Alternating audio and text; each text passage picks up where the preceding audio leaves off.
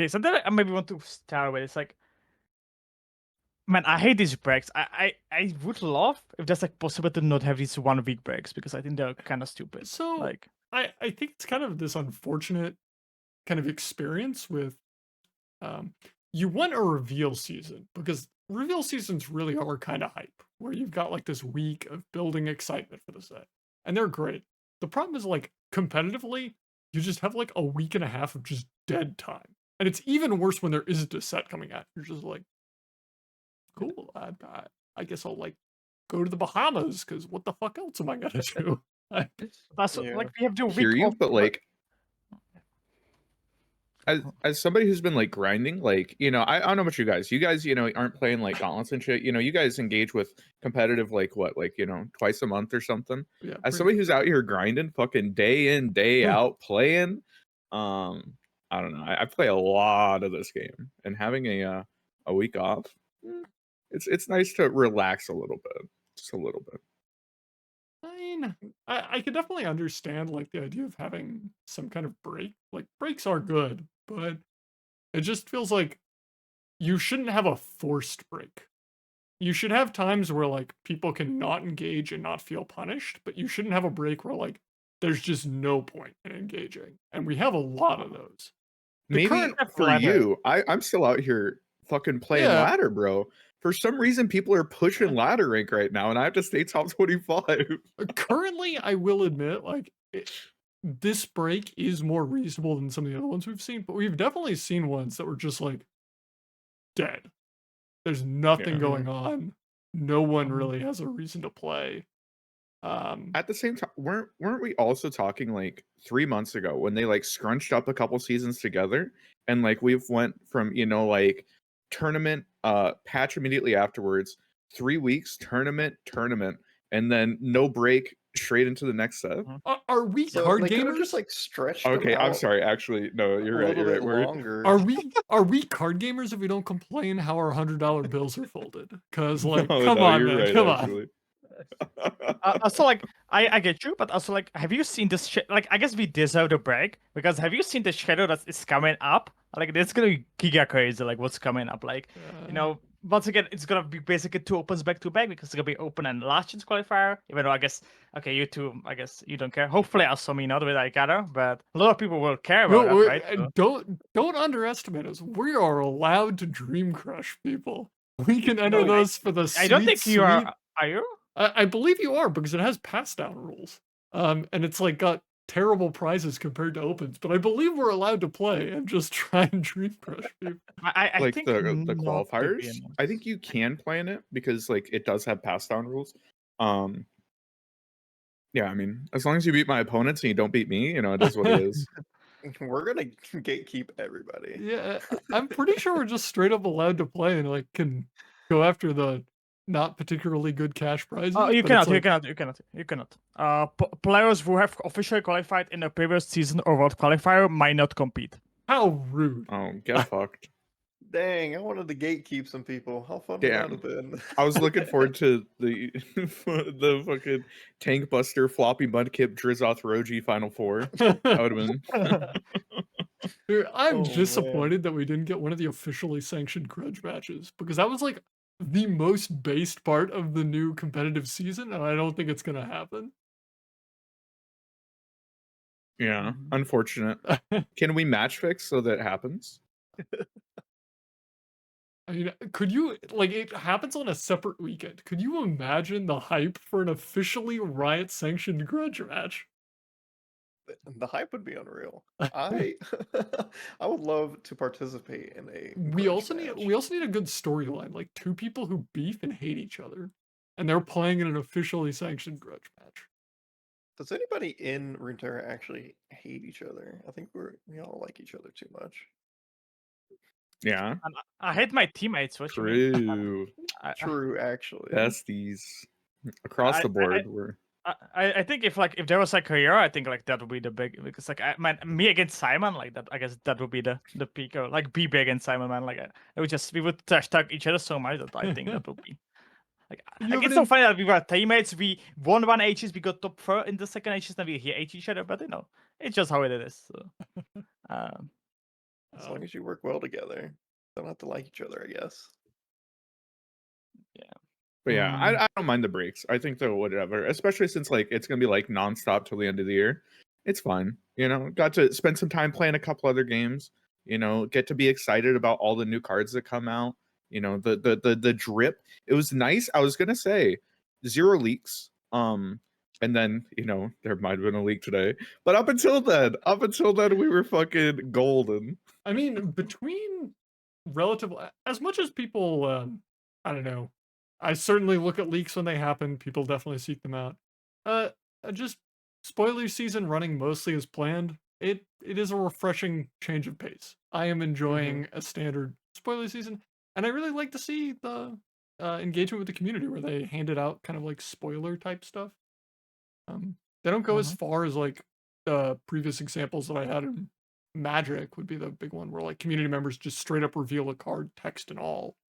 It But used to be a thing though, like it was with invokes, Yeah. all the invokes got, and then and Mogwai of course having the I'm a dragon, right? That's what was the first meme coming from. But maybe we're gonna see it because I think it's having some success. I think I kind of enjoyed it. I was watching that stream, but Yeah, A great time. cool. I was super happy to be involved. You know, the community seemed excited for it. And there's something cool about just showing off the art because like the art in this game is fucking incredible. And like looking at the cards today, I don't think I would have noticed how fucking amazing the art is, especially on that celestial. The fucking the owl thing. Yeah. I don't know. I think there's definitely cool aspects to it. I think it gets people excited for the next day because like, oh my god, these cards look so cool. I want to know what they actually do. And yeah, it kind of I appreciated it, you know, as somebody who benefited from being given the opportunity to show it off to the community. I very much appreciated it. The art in this game is like truly incredible. And like, but the one thing that I like really think they should give like community members just straight up like card reveals for is it's one of the few times you can find this like significant asymmetry in how much it costs to Riot to do and how much benefit it gives to the community. Where like you can basically just shove clout at random content creators and it really benefits them.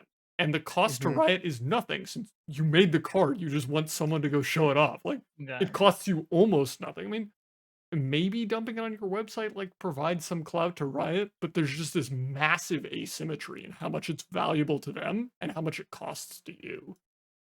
So I think they're doing much better. Like I think something that was used to be like the thing, like we were so much like pushing like against Riot was like when they didn't make posts and now they're even making memes and stuff, and it's something like it's very cool. And even now, if the community if it's gonna come on, maybe eventually we're gonna get as well the cards. I guess maybe things that then like the leaks, right? I don't know, maybe there's something that they're scared of. But it doesn't hurt them that much, right? Like let's be honest, like you're still getting the cards at the same time. Like does it change anything? The one thing I'll say about that is like I understand the concern about leaks, but particularly as a content creator, like it wouldn't make a whole lot of sense to leak because sure, maybe you get like a lot of volume right now, but like Riot's just never going to give you another reveal. And those reveals are quite valuable. And so it's like, it doesn't make a ton of sense as a content creator to leak. And then like all of the leaks we've seen have been something in Riot messing up. Like the recent ones, typically like I think it's like 50-50. There's definitely like, you know, Riot fucks up some of their like API stuff or something and they like show stuff a little bit early. But you know, not as much recently, but there have definitely been community leaks in the past. There have been community leaks, but I feel like most of the community leaks are somewhat sourced through Riot, where like the big ones that I'm aware of. We don't talk about where the source is, man. We don't. Come on, we don't. The big ones that I'm aware of, I don't know like the specific source, but I hear it like someone got it from someone in Riot somewhere.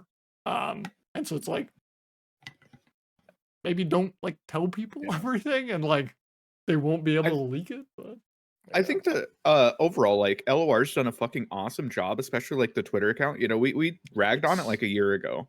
But like it's gotten so insanely good. It has so much community involvement. You know, it actually talks with people. It makes so many more posts. There's so much more that Riot's doing right now to like funnel community engagement that I think is like really exciting. And I want to commend them for that. I think they've done a great job. Yeah, a lot of I the really like it this reveal season. Like with that everything not being spoiled like it has been in the past, it really gives you a reason to like check in on like their Twitter or on another content creator's like page right at 11 or 11:15 or whenever it is, just to like see what the next thing is. And with everything not being spoiled, it just is so refreshing. It's a really enjoyable thing that I don't know. It's been kind of missing from a lot of the spoiler seasons. Yeah, and I would definitely say how Riot is handling like community stuff has been on just an outrageous upswing. Just unreasonably better than it was in the past. I mean, there was like the joke previously of like the LOR report when it was Runeterra parody or whatever was unironically a better Twitter account than the official Twitter account. If you were trying to keep up to date with LOR, you were better off following the parody account than the main account. Yeah. And Mhm. But also, As big much- props to the Marshall. Like, Yeah. something I thought, like, big props to Marshall because I think like he was maybe one of the points why it changed, right? He was like the first point. He's now talking with writers, and like you look at the official account, then you go into LoR to get maybe some more info, and it's just cool addition. And yeah, big props to Marshall. I think like he's helping a lot in this as well. Yeah, I mean, as much as that's like a funny joke, like I would still recommend you follow the Runeterra parody account that has now become Runeterra Report. It's a really good source of news. But the main Twitter account has really justified following in recent time. It's been engaging, it's been enjoyable, and it's been informative, which is like all you really want from a Twitter account. Mhm. Yeah, I think it's been awesome.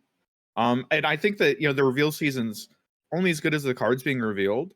And I don't know about you guys, but I'm fucking excited. Every time I open up the new cards, I'm like, holy shit, I really want to play these cards. Everything Nilah looks amazing. Yeah. Everything Janna, like every single one of her support cards, that 5-drop that like discounts itself and draws 2, I want to put that card in every deck. The pure the pure dopamine I'm gonna get from playing that card down. I'm so excited Yeah. for this expansion. If nothing else, like the new cards, they're interesting. Like I hope they're good. I to be clear, I do think they're good, but like they're just interesting. These like Yeah. slipstream stuff, I'm interested in trying stuff like that. Nilah seems like general purpose. I mean, like I feel like the worst cards in this deck are still like these interesting things like Lonely Chimeslime. Mhm. I don't I know think what else. usually, oftentimes, like the variety cards are like the exciting ones in sets, right? Because it's like, oh, they can support any single archetype, and I think especially like recently, it's felt like those are the really exciting ones. I'm gonna be honest with you, this is not that type of set. This is the type of set where I'm very excited for the archetype cards. I'm very Yeah. excited. I mean, Yeah. as much as I would agree with you that I'm excited for the archetype cards, I feel like at least like 80% of the cards in this set I am interested in and interested in trying. It's That's like- Whiplash coming off of like Yeah. Horo King Nico, and I'm like, not for me. Uh, Nilah Yeah. Nilah Janna though, hell yeah. Yeah, last set was like I saw the last set. It was leaked, so I like watched it exactly. And I was like doing for set. I was like, only card that I just caught my eye was like Silent Song. Let's be honest, and it became actually the meta staple, right? And I was like, man, this set is kind of weak. I saw Perking, I saw Nico, I see Nidalee. I was like, maybe Nidalee. I don't know. I But mean- like I see power from this set as well, right? It's not only interesting and cool. I see powerful things, and that's something that I'm just excited about. Yeah, even the strong cards from like Heart of the Huntress, like I felt like they were strong in a very boring way. Like the two that I'd point to, Siren Song really obviously, and also Return Out Wrench. Like I think it wasn't that hard to realize that Return Out Wrench was probably good. And then it's like, okay, how is this good? We have a discard aggressive deck that just has infinite fodder, and like you don't give a shit about this Return Out Wrench, let me tell you that. Like Yeah, it was always Jinx Bundle, right? Like we knew it. We saw the card and we were okay, Jinx Bundle, right? And we knew the deck gonna be good because it already was pretty good. Yeah. So No, it wasn't. it was. Come on. No, only Broken Ball. Broken Ball's the only motherfucker on the planet that could pick up a win with that. It was deck. winning mirror, and It was so bad. it was- But no, do we want you to? lost to it. You lost to it. Your team lost to it. So, you know. He beat Nasus with it. Very impressive. Very impressive. Yeah, he beat. I guess beating Texans not that hard too. You're right. Okay. Yeah, exactly. What do we want to do? Do we want to go over cards or? we can go over cards. We can go over If we have other stuff to bugs. go, we can go over other stuff. We got all kinds of We stuff won't to go go- through. Let's save cards for Oh. the last because that's like gonna just Yeah, the be a bunch longest of part. nitty gritty. And then we can Alright. like cut it off right when we're gonna be like high on time and stuff. Yes. True. All right, so there was a bug. I don't know, and I certainly haven't been affected by it, but like they basically just deleted like 3 days of progress. There's a really high profile one of 4LW lost a bunch of LP, but it's apparently just like everyone's account got rolled back to 3 days ago, and people have lost like vault progress, people have lost Path of Champions progress, people have gotten demoted to bronze. Like wild Oh, stuff has man. occurred. Yeah, I saw this. I know Reddit was freaking out, Twitter was freaking out. And Riot seemingly has fixed it. I logged in like when I saw it, and I was like, "Oh shit, did I get rolled back?" I worked hard for this LP. I looked at it, I'm like, I don't think so. So I'm not sure why it only affected some people. Yeah, I don't know, but Riot apparently fixed it, I guess. Yeah, I mean, it definitely seems like a concerning bug. I could definitely imagine like logging in and losing 700 LP or something and being like, Yeah. what the fuck, Riot? But it That seems like they exactly fixed it. Not too worried. That exactly happened to Further, but he was like, we were like, I'm talking a lot.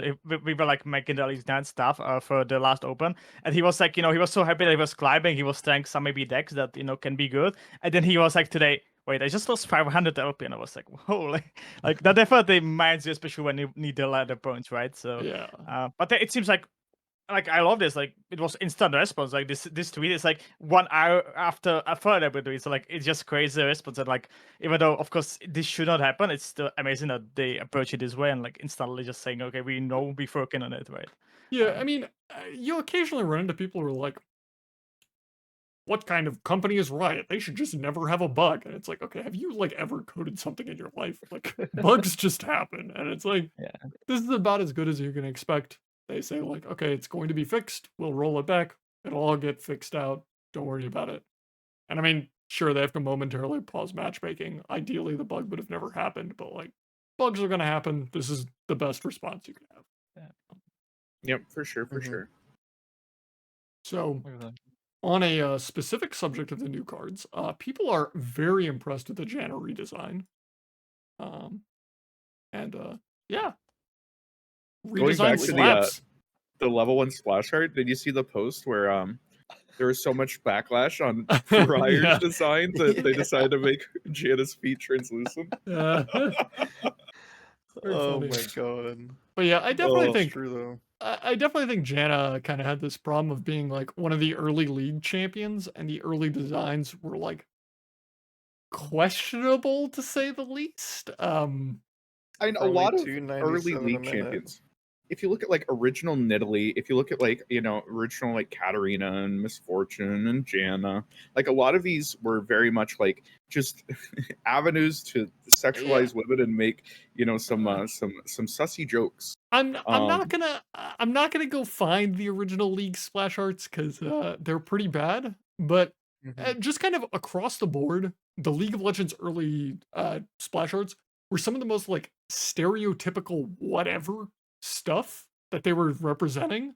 And if you were a woman in gaming space around that time, the stereotypical depiction is not what you wanted. Men kind of got off easy because it was basically like big burly dude with a sword as Tryndamere, and it's like, okay, that's like not particularly offensive, but it was like just across the board, just like the most stereotypical presentation of whatever they're talking about that you could imagine. Mhm. Like Nidalee. Oh, Yeah. Herald's was Italy. pretty atrocious as well. Yeah, I mean, And then the one in LOR is Justice. It's Nidalee's yeah, great. like Janna's amazing can great. make yeah. I love this. Also, like honestly, this is like amazing marketing by the way, because like we get into naked videos, that he's Yeah. talking about it, and like it kind of works, and I like this because it's just like it's the design. It's obvious that in the league it's just too old, but I guess like they don't have the resources to like fix all of them because how many champions there are, and like because we are early semi-newly, then we can do that, right? And we can like the team can spend on that. And I said like I think like are just like indisputable the best in the card sector, and like it's so amazing. I mean, as we were talking about like the thing. the modern Janna art is like not terrible, but it's definitely not good. And Yeah. the LOR one is like drastically better. I mean, this is better than what it was, but like Yeah, it's not bad, but I saw a video on like Twitter or Reddit where people were cycling through like 8 to 15 different like LR redesigns that they've done. You know, included like Annie and Vagar and Nidalee and Janna. And it's honestly it looks really cool, and I'm like, wow, damn, this is really cool. You know, marketing for the game that we've LR's done a lot of good jobs with. I mean, their art's incredible, but like even just with redesigns, like they've done a really good job with it, I think. Yeah, the main thing that I would say, like all of the LOR redesigns really have going for them is that they just like have depth that the original didn't have. Like the original was like Janna's a wind mage, so we're probably gonna give her some like loose flowing clothing and like that happens to be scantily clad. Wonder how that happened. And like this Janna is like still got that going on of like loose flowing clothes. It's not as scantily clad, and then like level 2 does something interesting where she's got like bird feet now and is like this like very clear wind deity type thing. And it's like, okay, there's something interesting going on here. And like Nidalee also has that. Annie is much more than like, oh, pyromaniac child with a teddy bear. Like, how cool. It's like there's stuff going on. There is like more to this design than the original. So I think also like Seraphine is like the big point that was yeah. also like mentioned. Oh yeah. Seraphine was like so like so perfect and stuff, and like in the level 1 art we can see that she's like no perfect and stuff. So yeah, also amazing, one of the better ones, and yeah, it's a I've good said it forever. thing for us, and I like it a lot. League Seraphine is like one of my least favorite characters ever. There's just a stack of like issues. But bro, fucking LOR Seraphine's just incredible. They're entirely different. I went back and like played a game of League, and I saw fucking Seraphine like floating around on her fucking little this hover scooter thing, and I'm like, I forgot that she was this bad. What the fuck? Yeah, it's just also so unfun to play even in League. Like I don't know if you play it, but her cooldowns are so big. Like it's so unsatisfying as well. Like it's so much cooler in LOR. I would definitely point to Seraphine as like the most clearest example of that. Of like League of Legends Seraphine is the most dry, bland character design that you've ever encountered. Like Sona is not a great character, and Seraphine is worse than Sona.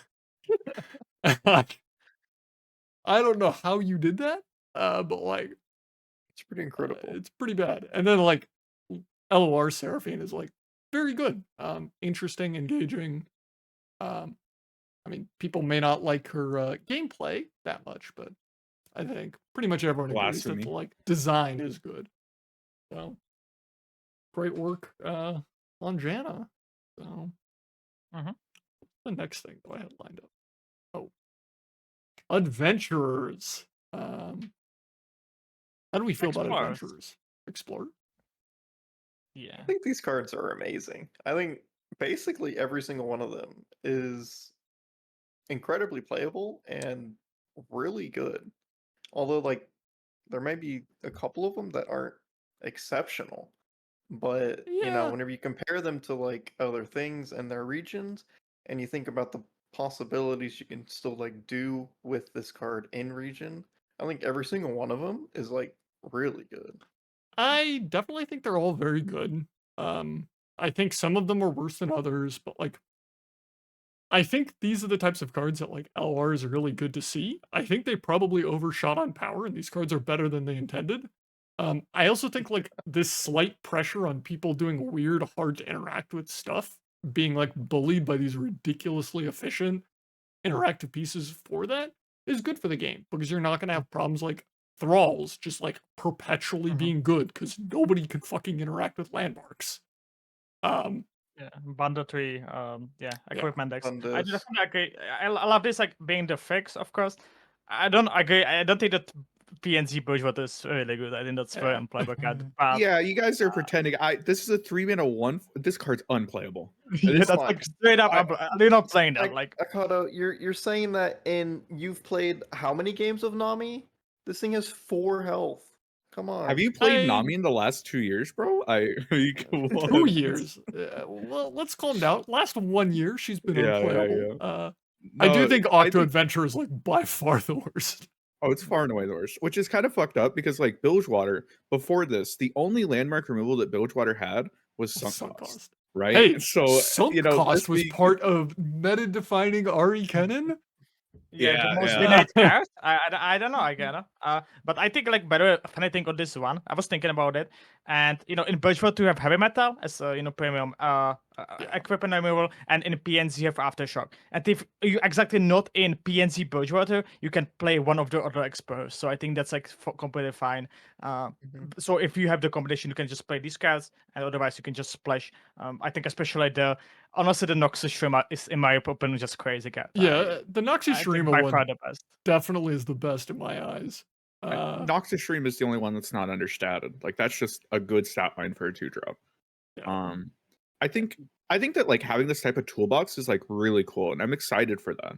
But I also think that people are maybe getting a little bit too excited for these. We saw like the Volibear like landmarks come out today, and everyone's like, every landmark that's ever going to be in the game is unplayable now. We can't play landmarks. I think we need to show a little bit on that one. I do think we probably need to look back at a bunch of like these nerfs that have occurred to cards because of like how impossible it was to interact with landmarks and like maybe even equipments. Like, is Fish Fight even like busted anymore? I don't know. Yeah, like glaive decks. Like if we had these all of last year, like these Varus decks, any of these auction glaive decks, they just wouldn't exist. If we had this card, like even during like Kaiza meta, the quicksand portion of this is like absurdly relevant. good. Yeah. Like Wait, Kaiza, you just play 6 of these in Kaiza meta or something, and she's irrelevant. Like yeah, like Thralls. I feel like it's unquestionable that Thralls needs to go back to Countdown 8 with these cards in existence. Like, good fucking luck playing Countdown 9 Thralls with these. Yeah, maybe we can revert like Thralls. I think you're higher than a kite if you think that fish fight decks wouldn't. If I'm playing Aatrox and you decide to play your fucking 2-mana 1/1 so that you can break my weapon, bro, I'm over the goddamn moon. My comment is not that like Fish Fight is a bad card at 2 mana because these cards exist. But like, did we actually need to put Fish Fight to 3 mana in a world with these cards? Yes. Fish Fight was broken as shit. I think so. Yeah. Fish Fight was insane. I think Fish Fight is like different. I like you can also choose differently that doesn't have a common verse. So the second best, like I think that's not a thing. I think maybe the Nasus landmark you can. Nasus landmark I feel like is completely fine in this world. Yeah, I think like Nasus landmark. What about Bundle Payback? But otherwise, yeah, I do think that the Birch PNC are the weakest. I would say even though I see a lot of the, I don't know why the 2-drop isn't Yordo, by the way, but I think that's also one of the weakest. I feel like 1 mana get a card, but you're playing useless like 1 mana stat is so bad, like that I don't think that's gonna see much play as well. Just a expensive Otterpuss. It comes off Mayor too. I think big things here.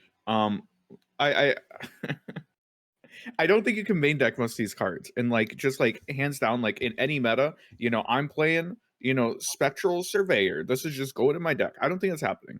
I think these are going to be very meta dependent. I think that if you're putting this card in your deck, you probably have like a reason, like you're thinking about something, right? Either you want to kill a specific equipment or you want to kill a specific landmark, right? And I think these cards are like solid in those instances, and they aren't just like total bricks. You aren't like main decking like I can't think of a card, but if you're main decking like a Silver Bullet card that's like a literal brick in other matchups, like this is much nicer in that regard, and that like it's not literally bricking the matchups that you're not trying to hit. But I don't think these cards are like landmark removal. Yeah, we're playing fucking naturalist. Like, Jesus. I think that like you'll be fine putting these cards in your deck. You're not gonna like hate yourself, but I don't think that like these cards existing means that no landmark win con's ever gonna be playable again. I think people are whiplashing a little bit hard here. I think I lost a lot of games to Thralls where I had landmark removal. Like there's an exception. It doesn't count. I definitely think landmarks will like continue to show up occasionally, but I just feel like this really culls stuff like Thralls just perpetually being good. Because if like you're just struggling with Thralls, you can just start playing lots of copies of these, and your Thralls matchup will get fixed eventually. So there was also a discussion about Rage Empires because all of the experts have the healing. I was also proud of it. I removed that read because I think I was wrong. I don't think this is breaking. Like, let's be honest. Like, 4 mana heal 2 isn't good, right? Okay. Like, On the one, so on the one hand, I do think the healing one is the most egregious because like very specific region combinations have been defined by their ability to not access healing. The one that comes to mind is like Noxus PNZ. Noxus. And Noxus PNZ, particularly with like Armed Acquisitioner, now definitely can access healing. And particularly when you're talking like Seraphine, since the spell is 2 mana, it can access like a reasonable quantity of healing. So I mean, I literally main deck Ebb and Flow and like the Bilgewater Seraphine Yeah. deck because I want the healing. But at yeah, the same time, I think that, you know, focus speed, 2 mana heal 2, it'll hit some spots. And like a lot of aggro decks kill you exactly from 20. They don't Mhm. kill you from 22, they don't kill you from 24. They kill you to 20, and that's it.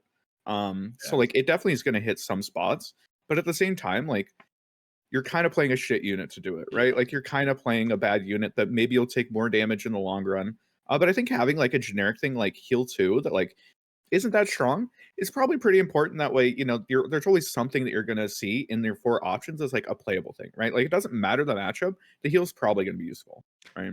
yeah, I do think it's like, I do think it's fair to say that like region pie breaks don't matter that much when they're like at this low of a power level because they're just not that good. So it just doesn't matter that much. I also think it's like fair to be concerned because we've seen stuff like Radiant Guardian, which was an absolute dog shit card.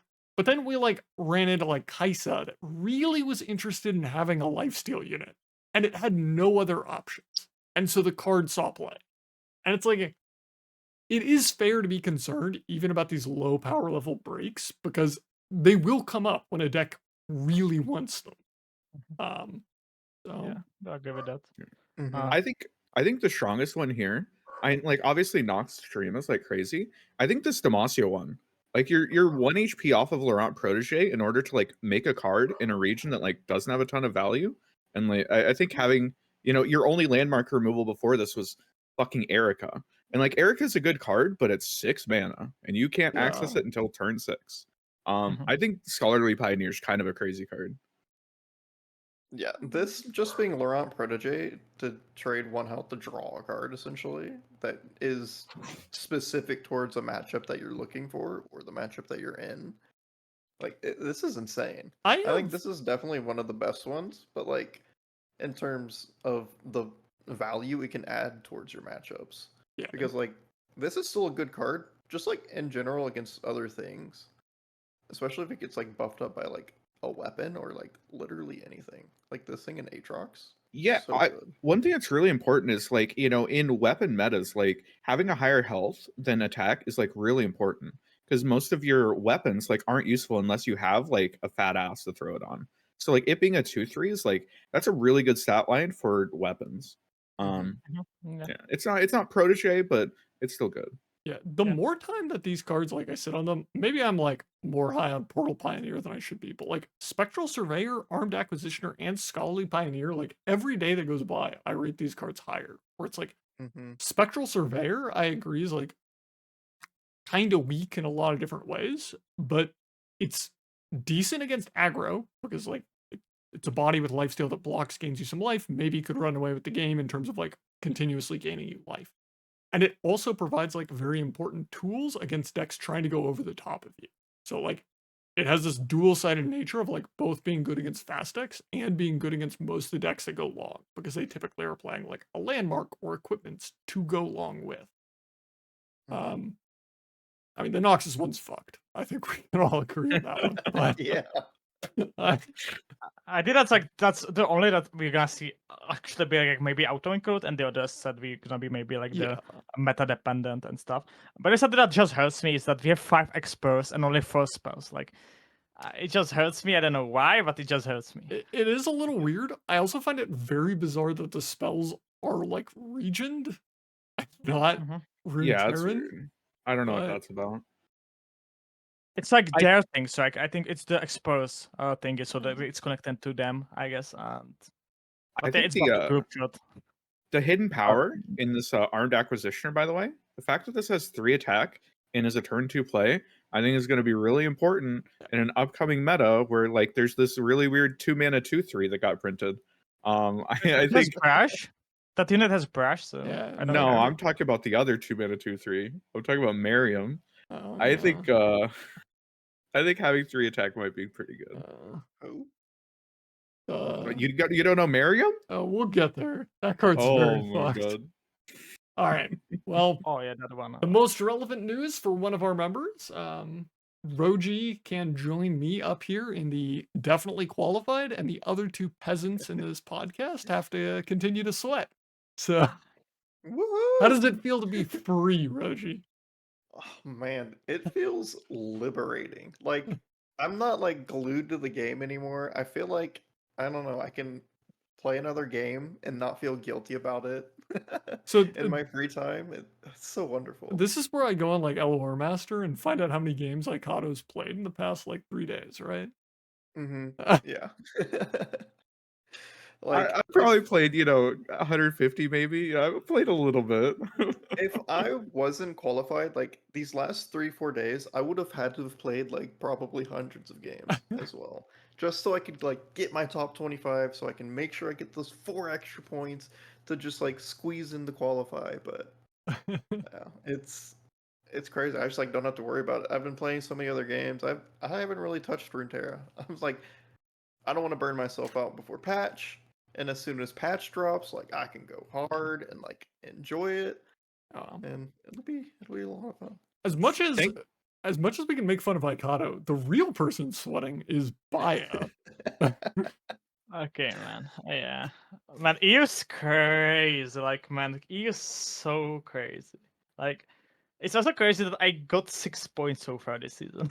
Like, and I held myself with positions. So it's, man, EU is just the most crazy region that I think, like, you're gonna ever see, and it's gonna be so sweat. Like, as you can see, like, before this last open, I was 13th.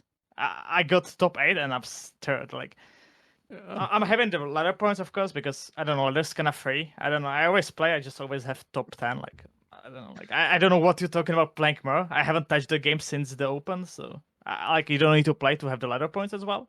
But yeah, it's better gonna be crazy, and especially like my issues also. I have like they're also sorry. I have Simon and I have BB here, so like. It can be sad day for Rio, but also it can be, of course, I'm not proud of it, as BB would say, but it can be very happy day for the for our team as well. So yeah, if you don't know what you're looking at, by the way, this is the yearly point totals. And at the end of the year, the top 6 players from each region are going to get invited to Worlds. So we're currently tracking the point totals, and the really big thing here is if you look at the Americas, I'm number 2, and I am 8 points above rank 7. Which is a lot of points. That is a lot of points. And you look at Baya. Baya is number 3 with 24 points, and he is 2 points ahead of number 7. So he is he's 6 on points that ahead, line. like 420, man. Like Voyage it's 18 points. That's completely fine. That's like man, that's just winning. Like it's still like okay, still like 6 points is kind of low. That's like I said the top 8. 8 points that's a lot. Like actually, I think I gotta. If you don't really screw up, I think you're basically locked. If I don't make it, it's a fucking. I'm bad, man. I'm just bad at the game. I do think Ikado is safe. I also would not recommend taking a break because fuck yeah, no, I'm grinding ladder. I'm grinding both ladders right now to make sure that I top 25 one of them. Like that way, I don't tilt one day. It's just like lose my points. Yeah, I do like top 25, by the way. God. Like the funniest tweet that I saw was like today's Shield. He was like tweeting, "I have top 25 on both ladders," and Simon in the comment was like, "Do you know that only one of them counts?" And he was, "Oh, I didn't know that." Oh no. I think like so. I do believe that EMEA is going to be by far the most exciting region come the end of it. But I think all of the regions are going to be exciting in a reasonable amount because like. Okay, APAC has like some runaway players, like down to 9, and there's like this huge gap, and I don't think a whole lot of people are gonna break in from below. Still good players, like it's real RR, right? Like it's certainly some could. I just think it's gonna be really interesting. Yeah, just like looking, real quick. 10 is reroll, 11 is Aurora, 15 is Bandit Keith, 22 is Pisukaru. Like, there's a lot of really good players that are outside of the top there. Yeah. America's I feel like Taigai and Ikado are gonna make it. But then we're gonna have like a scrapping for the rest of the slots. EMEA is just like it's all up for grabs. Like Sari's not safe, everybody's going. Yeah, but the funny thing to just look on, because the odd system wasn't having 6 per region, but 18 globally. It's funny Yeah. thing that the 9th person in APAC is still better than 1st person in EMEA. Like, it will be such a disaster if we were on the odd system. Like, I'm gonna be honest, Disaster. like, That sounds like all upside to me. Yeah, Obviously, you have as the biggest already chance, like, qualified that guy, you wouldn't mind 10 of the 18 spots going to, you know. Yeah, no, I feel you. I feel you. No, I think that I think that the moment that the system was revealed that it was going to be, you know, across all regions, you know, there are a couple people that talked about there being issues with that potentially, and I think that that's been borne out in the stats here. That, you know, very obviously, if it did come down to, you know, just throwing all the points together, it would be heavily favoring you know, a region. But I even in the Americas, we're very lucky in that you know, there's the RPG team that's qualified, steal and all they keep points. stealing points from everybody else. So it makes my life a lot easier when you know, Trizot, Floppy, Tankbuster, everyone's over there just stealing points from my competitors. That makes me feel good. Yeah. Hey, we have Turtwigs over there helping you out. Via. He'll steal some points for you. So we have Cass, right? I guess we have Cass, Cass, yeah. but that's also RPG. So I don't know. RPGs are doing me the favor, especially helping me quite a lot. Yeah, I do But, want to say, just looking at this list already, I think that very obviously Worlds is going to be a very high level this year. There's a lot of really, really, really good players who are already qualified. And you know, compared to like seasons past where that doesn't necessarily meant a lot because you have to, you know, only like 6 people make it through or whatever.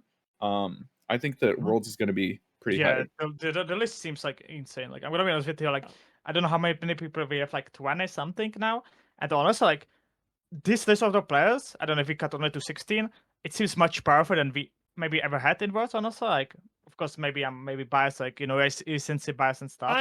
But like, this list seems very crazy stacked. Especially, I think Americas have, like, honestly, Americas might have first time maybe chance. Like, maybe, you know, they're gonna shit a bit. I believe maybe in here. I do think Worlds kind of had this unfortunate thing of like, it was very easy to qualify for the top 64 portion of Worlds. Pretty much anyone who took the game seriously qualified for that part of Worlds. And then, I mean, maybe I'm biased because I played it twice and I didn't make it, but it definitely felt like kind of a crapshoot who makes it to top cut from the 64 round. Skill issue? The exact word I had in my head is like, it's basically just like a crapshoot, you know. Either you can just get real lucky and win your 4, but if you lose one of those games, you get sent to the Shadow Realm and you have to work. Bro, I played 19th series during the World Qualifiers. I played more series than anybody else. I don't know. First time I lost in the first match. Second time I lost in the first match. First time I lost in the third match. First I went 8-1. In the second I went 9-1. I don't know. I just win, man. I don't know. I played like 4 games or something. You played like 7 more games or matches than me. It's incredible. All I know is that, you know, I've never lost a single game in a Worlds qualifier. You know, I played Drizot there. It was kind of fucking free. I think you guys are yeah, I mean, I don't know. Truly a skill issue. I will. Exactly. I don't know. I think the odd system was actually perfect. Bro, I out-nobbied Drizot. I mean, come on, that's got to count for something, man. But I was the last person that beat Aragon in official BaJAtak with a World. So I mean, you're basically the world champion. Like, yeah. Just got unlucky. I think actually, if I won the Euro Series, I would be world champion because I think I was Giga favorite today and Aragon. But yeah, just a pity. You know, shit happens. Shit. I'm gonna win this year. It's fine. I'm very excited for Worlds. I think that there's a lot of really good players going. It's cool to see a list of really good players going. You know, do you feel like your region's being represented really well? Yeah. I'm really like much better format in my opinion. Like the Swiss, like I think Swiss is just much healthier. Like groups were very stupid, as we were talking about in the past. Like I don't know, we had somebody weird in our group. I remember my first votes. I had a real key with Triple Bandit qualifying, and like, how do you prep into that, right? I don't know. You have Roach in your group. How do you prepare for that, right? So, it's much better that you don't know the opponents and you're gonna go into Swiss, and it's gonna be much better, I think. Yeah, I feel like the prepping thing was pretty silly, so I'm really excited for what's come out. I'm hoping that there'll be even an optional in-person thing. Like, I would highly doubt that they're gonna fly people out at this point, with this It's short notice. impossible. But like, if they just said like, there's an event going on here, if you show up, there'll be like a space for you, that would be super cool. I'd definitely make it happen if I could, but I mean, Yeah, maybe some watch party, but That'd be really it's nice. definitely impossible because like last person qualifies on 28th of November Yeah. and like already on 14th we have Worlds. I So I would write off there being like a formal in-person thing, but optional I think is like reasonable to Mhm. occur. So we could have the Mr. event as we were talking about last episode, but that's gonna be at least Yeah. that I also hope there's gonna be like optional. Maybe you can come in and watch or something. That would be also cool. That'd be well, fun. Yeah. calendar. There's a lot of shit coming up. Mhm. A lot of shit. We've patches, we go into this, and then it's just, I mean, I don't even know if this is like actually showing everything because we should have a open, Also right? like Mastering tournaments and stuff. Man, I hate this American calendar because Sunday's first for some reason. Oh my god. I One day don't is know if first. is MR gonna do a tournament? I think they usually do the week before the thingy, no? Don't they? Oh, you're right. Usually they They're do. doing the 1K. Of course, I Doing don't have 21st. the info by them, but especially with this, it's like patch into open into yeah. There's a lot of stuff coming up. A lot of tournaments, a lot of Legendary and Terra to be played for sure. For Yes. sure. There's a lot. Especially the November, I think it's just crazy. Like, especially if you're not qualified, like playing once again, basically 2 opens back to back. Like, especially like, do you see the amount of time you have on the patch? Like, you Yeah, have you have like A week and a 10 half. days and then a week for the last chance qualifier for everybody to try and I think also beat Eternal, the- so you're also changing format, right? Oh yeah. And yeah. they're gonna go crazy with thingies. Like, Wait. this is the most This crazy. bright this 411 or this 11-4, Jesus fucking Europeans, dude. This Wednesday. That's patch. Yes. That's patch, and then we play Eternal for 10 days, and then we play an open. Mhm. Is that right? And in a week we play last chance qualifier if you're not qualified. Mm-hmm. Hog. Supposed to be- Okay. supposed to be Yeah, high. dope. Good thing I'm gonna be qualified by then, so you know, won't be an issue. Yeah, hopefully also, man. I'm hopefully gonna win the Worlds qualifier. I don't know, man. I don't want to be. I definitely don't want to play the last chance qualifier. Like, I would love to dodge that thing at least. That would be. Did we ever that's my goal. decide? Are like the points? Is the points cut off like right after that open and before the last chance qualifier? I Or is it think after the that? last chance qualifier, there's I'm pretty there's, sure points are given out for the last chance qualifier, so it has to be after. What? No, there's no points for a last chance qualifier. I think. So like the There's words. nothing. Okay, so like the words in the tournament that say last chance, do they just not? It's just not the last chance. Maybe. It's kind of the last. There's still gonna be a ladder. Still gonna be a ladder after the last chance. What I'm reading here, I can send it to the. Yeah, what's like the list of priority? I don't know. It doesn't matter. We're all gonna qualify anyway. It'll be fine. It'll be fine. It's the last competitive update. Go back. It's in the last update. Is it? Yeah. Either way, it's not that big a deal. You have it on Discord. There's it. Oh. And there's like the last chance qualifier article on that.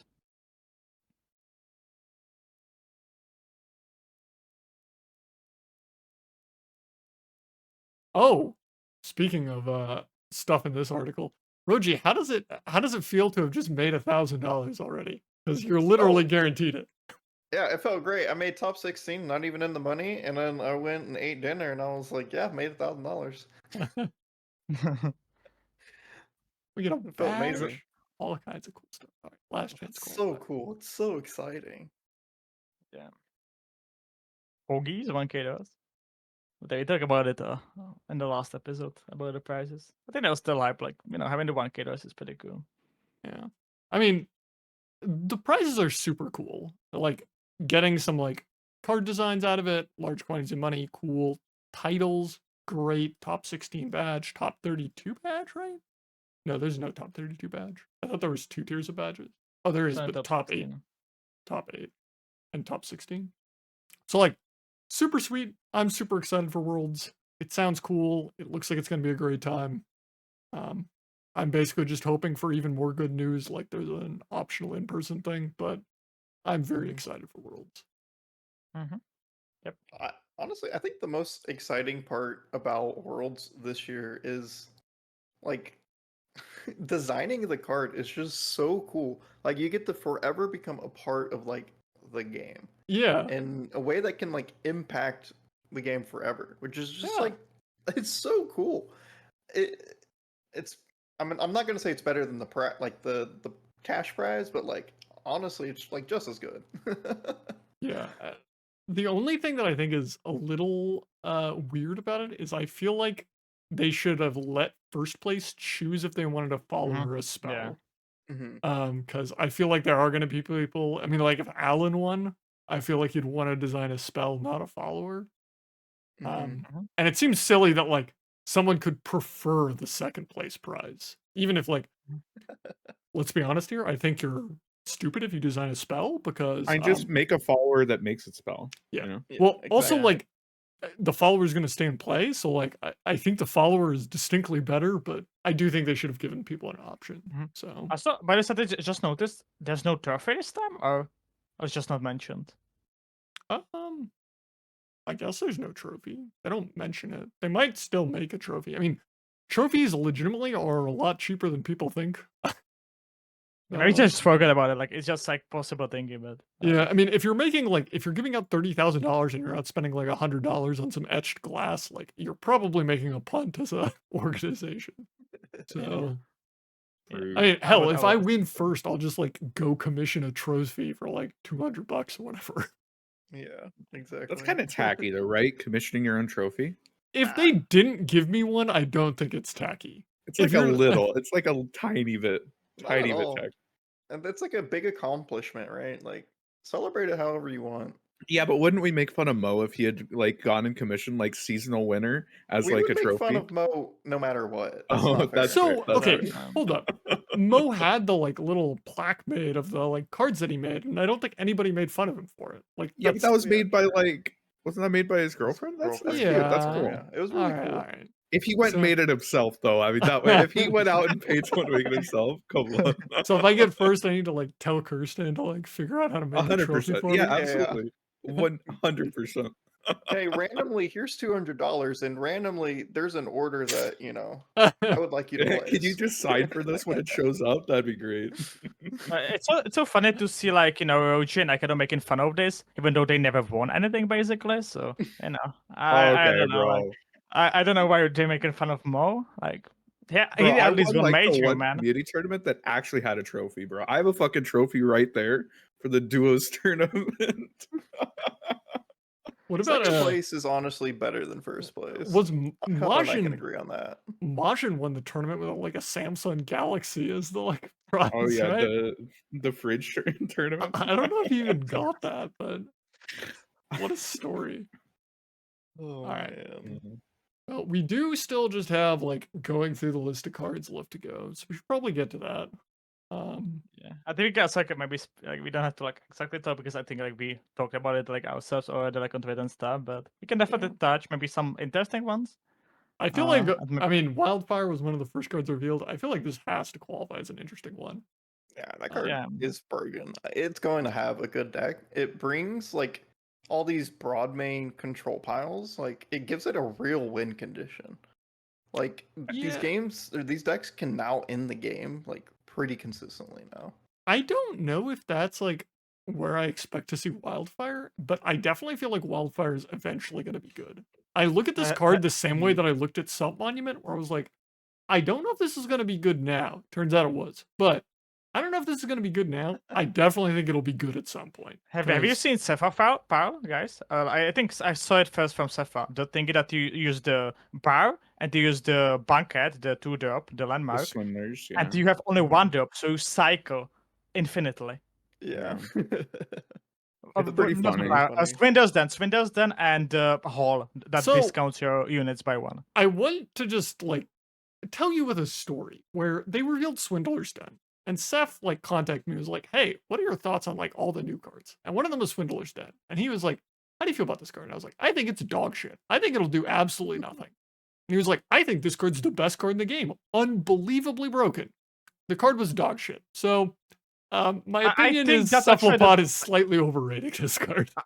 I actually like. I also don't pay much these spells, but man, this actually seems like good. I actually believe that might be like very at least toxic. Like, of course, maybe not, but like Toxic, sure. it works, The right? Like issue, it works. the issue with that deck buy is that like you on 0 draw have to hit your combo. Yeah, And your yeah. deck runs 0 draw. You wanna know how I know it runs 0 draw? Because you're running a bunch of 1-mana cards so that you could cycle through your entire deck in one turn. But I think though the Cephalopod is incorrect. I think you should be definitely playing the 2-mana like the Kura creatures. Oh. How create you another card and stuff. That's definitely something that I think you should Also, be making some adjustments. But yeah. I'd like to remind you that you're playing a 6-mana landmark into Adventurers, and you're just like Yeah. praying to Jesus Yeah. Christ himself that this card doesn't I die. guess that's maybe changed because it was like I saw it before the Explorers, I guess. But after the I- Explorers, maybe I it's think it even is worse. interesting. I think really interesting thing with this Wildfire, there's an interesting interaction from what I've heard where you know the guy who doubles your elemental spells, like recasts it. Wildfire updates its damage on the stack. So, you know, if it gets Yeah. doubled, then each one does 2. And this So if you do kills with something- 6. So So if you do Wildfires. something really weird, like let's say you played one Wildfire before turn, 7 or whatever, and then like on turn 7 you have like that guy, and then you mimic a Wildfire, it puts like what 3 on the stack, 4 on the stack, and each one does like 4 damage. Like I think it's 3 on the stack and 4 damage, so it's like 12 damage. I If you thought it get would have 4 done on like the 1, stack, 2, you 3, can 4. just OTK. But No, so they update on the stack, like because they've all been played when they're on the stack. Is my understanding of it. Mhm. I could be making shit up, but that's chat convinced me that that's how it works. well, And- if nothing else, the fact that this card, so you need to play 6 Wildfires to kill your opponent, and the fact that this card turns it from 6 Wildfires into just 3 Wildfires, I'm interested.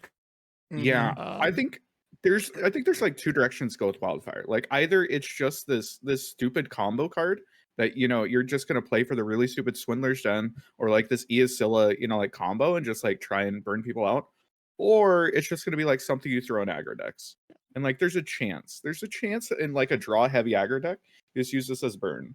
But it's a weird Summer card. Fist maybe. Maybe Summer Fist can be that thingy. But I don't think average aggro has like draw for this to be good. I mean, there's Like, cards like Zap Spray Fan that make me really interested with this card. I mean, obviously not in standard, but I feel like you could make a Wildfire deck that is interesting, compelling. I think oh, the I really also didn't interesting mention thing about catalog. I didn't mention catalog. yeah, catalog is the really interesting thing about this card is that like it doesn't impact the board at all. This card Mhm. doesn't do anything until it kills your opponent. It does literally nothing until your opponent dies. So it's a lot of mana and a lot of combo being spent on that. Whereas like Go Hard at least was like clearing your opponent's board and like helping healing out, like stabilizing you, which makes this card like more all in, but it's really cool. I don't know. That's a big reason It's why I cool think card, like this would thrive in more of a control sort of deck, where like you kind of just want the game to go on forever, but like eventually you just want the game to end at some point. And in a deck that either has a ton of stall or through a ton of draw and stall, like you'll just get there, kind of like how Senna catalog was with Go Hard, but instead of Go Hard, you're just using Wildfire instead, and basically like the same deck at its core. I never Yeah. played Senna in my catalog, but I do agree with you. I think like this is like different Go Hard. And I'm gonna definitely be experimenting with it. I'm a big fan of the Noxus SSI catalog. I don't think in the standard. I think in standard it's basically unplayable with the catalog, especially because you don't have like Valfis and stuff that you really high on. But in Eternal it might be a thingy. I think it'll do something eventually. I don't know if that eventually is right now. I spent a lot of time yesterday staring at these new cards, all the Nilah cards and all the Janna cards. So I was doing like an assload of deck building. This 7-drop, Wizen Helmsman. I was like, I don't know how good this card's gonna be. Do we really have anything to copy with it? I don't know if it's gonna be that good. And then the Janna 4-mana draw 2 elemental spell came out, and I'm like, shit. Man, This really 7-mana good. I fucks. almost thought you were gonna be reasonable here. You're trying to copy that Janna spell and not this No, I think one? this card's dog shit. This Gale Song card's thing, I'm also 90% really sure good. this card's dog shit. To copy? Yeah, I'm Excuse pretty me? sure that card's dog shit. Dude, you pay 5 mana and you get like an 8/7 and draw 1. Yeah. Yeah, I think this card's dog shit. Amazing. I think this card's way It's too a fucking slow. scraption that draws you a card I think this card's way too for slow. 5 mana. Yeah, 5 mana. That's so much mana. What are you playing this? I'm What with turn are you playing Roji, this? like, that scraption that draws you a card. What turn are you playing this? 5 mana. I don't know. You like playing this 6, on turn 7? 3, Who like Scrap cares? Traption, where it's a fucking 2/1 or 1/1? No, Fuck no. it has different applications, of course. You're It's playing this more of on a what, like later turn 5, turn later 6? in the game card, but I think this card is insane. Especially, yeah, like what Drizzoth just said, if you get it off the 7-drop, now you're paying 0 mana to get like at that point in the game, like a 10/10 that draws you a We'll card. see. It's ridiculous. We'll see. We'll see. I don't know if this card like fits the we'll see. I could be underrating it. I think that the 4-mana draw 2 is a really exciting card to copy. I think Slipstream's a very exciting card to copy. I think that the 7-drop, I was underrating it, and I think it's a lot better than I This man originally is read drunk this. on value. He wants to play a I'm drunk on 7-drop and play a Slipstream. Yeah, bro, have you Yeah, seen these fucking Janna draw decks? addicts, man. Well, I'm fucking the- draw addicts. In the reveal, the Janna deck had 0 cards in hand at every single turn. Drawing 4 and playing every single card in one turn sounds really exciting to me. I'm fucking draw addicts, man. I get you. You know. I think Janna's going to run out of value, man. I think that it needs the draw. I think Vic- it But I think this card is 100% very needs the interesting draw. to also mention with. I think like Birdie Nice is kind of crazy with this card because you play Birdie Nice, Oh, you play yeah. this, you play Birdie Nice again. Like that sounds Yeah. pretty That's good. nasty. You're gonna what the fuck are you talking? You're gonna bury it on 6 and then play 7-drop and buried their buried board? It's only 0 mana for that You can round. play What it do you on the mean? 8. You don't have to play 7-drop on turn 7. Why? Like I mean, you still keep the spell, like, even if you don't play it the next turn, like, Yeah. you just have another Bury Denies. Like, you just bury him again next turn. Like, I do think this card is quite good, but You're playing Freljord Bilge? What the fuck is your deck? Plunder. Who knows? I don't know. Yeah. Is Spirits see. Unleashed an elemental spell? I have no idea. I don't think That so. card's rotated though. We Oh, don't it's talk about rotated, that for right, 2 more Who months. cares? Something to mention, like I like very interested to like be about in this card because we like coming from Eterna. Let's be honest, this 7-drop would be absolutely unplayable in Yeah. Eterna because you would be Yeah. dead by that Yeah, time. people But because just you're kill going to you. do standard, and standard is like so much slower. Like it's kind of crazy to like think about it. Like yeah, it might be actually good. Well, I think proceeding. this Tide Dancer card. Oh, sorry. I mean, I think it's a good boat, but I'm unexcited about this card other than the fact that it's a boat, and it's a boat for a pretty good card. So And I love the design of the fleeting. I think that's Yeah. so. I don't Really know what I cool. did, but I just love it. That like if he gets fleeting, yeah, it's just you show it, like and don't get it. So it's like making most sense with the Nora because like if it didn't have the option of the fleeting, you would never play it in Nilah deck, right? So the buff spooks me a bit. Board wide brash. I feel like we're gonna be dealing with a lot of brash pretty soon. yeah, Brescia is good keeper. We saw that with Tristana, right? Or with Yeah. Tristana Bales, This like, card reminds me a lot of the Jack boat, except it's like better in 3 different ways. It like draws you a card, it buffs like your board attack, and it has So huge synergy with like the slipstream. Yeah. It's incredible. I think it's Why really does the good. Jack but boat draw? we'll Like I see. still don't get Yeah. why Jack boat doesn't draw, man. I think Card Dancer's really cool. And speaking on Brash, this Joya Nending card, I'm 90% sure is fucking unplayable. Except it's going to be really good in the mirror because you're going to have to figure out a way to block somehow. And when they open attack with Nilah, you could actually block her. Otherwise, I'm pretty sure that card's unplayable. I'm Tracker, man. What you mean? um, Yeah, that is a card. That certainly is a card. can we talk about Vikrash? Oh, I love that Oh card. my god, This That's card it's seems really like good. I don't know if he's quite an auto include, but he seems close. Mhm. Um, I think this I'm card very excited. probably slots into 80% of Bilgewater decks. Yeah. The only thing you're not really playing it in is like maybe Plunder or something. I don't know. Okay. I feel I like don't even Plunder know. plays him pretty Even happily. like Plunder would play it. So like, I'm not Yeah, even it's sure what you wow. wouldn't play this in. This is honestly better Zap. It's cheaper, but you get a better effect later. Yeah. So A really interesting thing to notice about every single Nilah card, this Dedicant, Tie Dancer, they're all summon effects. So I cook it maybe a little bit with a Harrowing Nilah, that I think might be kind of hot. Oh, I thought you make Nura Protoss, that you're gonna get this from Nura Protoss and win. No, yeah, no. yeah. I mean, you can get it from Nora Portal. That would be pretty crazy. oh, that's nasty. But That'd no, be I kinda think high, Harrowing Nilah is gonna be pretty funny. I think Harrowing with like 2 Dedicants is very, very funny. That is pretty funny. We'll see though. All right, so Nilah proper. This card's like great. Like, Yeah. I definitely think she's gonna fuel some kind of like aggro deck because slipstreams are like great in aggro, and she's like just straight up a good card for aggro. But like, this card's just good, right? Yeah. Like, This And it's is not 2/2 quick attack. I love that it's not quick attack 2/2, Mhm. and like it's actually cool, and it seems very aggro is I think first thing that comes in mind, and then maybe some brash, more focused decks. But yeah. seems it reminds me a lot of like Samira and Akshan and like all these 2-mana staples or like 3-mana staples in regions that Bilgewater had. It was like Twisted Fate. But whenever Twisted Fate got rotated away and Nami got like hit over the head, Bilgewater, I don't know, I felt like it kind of lost a lot of its identity and like the champions that people wanted to play with it. And then it's just really cool to see the new brash keyword being incorporated with her in a really interesting way. Super The cool. other thing is like Nilah's gonna go in every deck. Like I think every single Bilgewater deck is going to play this card. Because she's really good, just as like something to hold down the board early. She's good in value decks because she's giving you the slipstreams, and she's good in aggro. I think that she literally is getting played in every single Bilgewater deck. Yeah, it's like better at least I would say. I think Brash is better than Fearsome as well. Yeah. And I think we're gonna see quite a lot of her. I also love her package, like the champion spell just makes so much sense with her, so might make her attack on turn 2 or like turn 3 as well.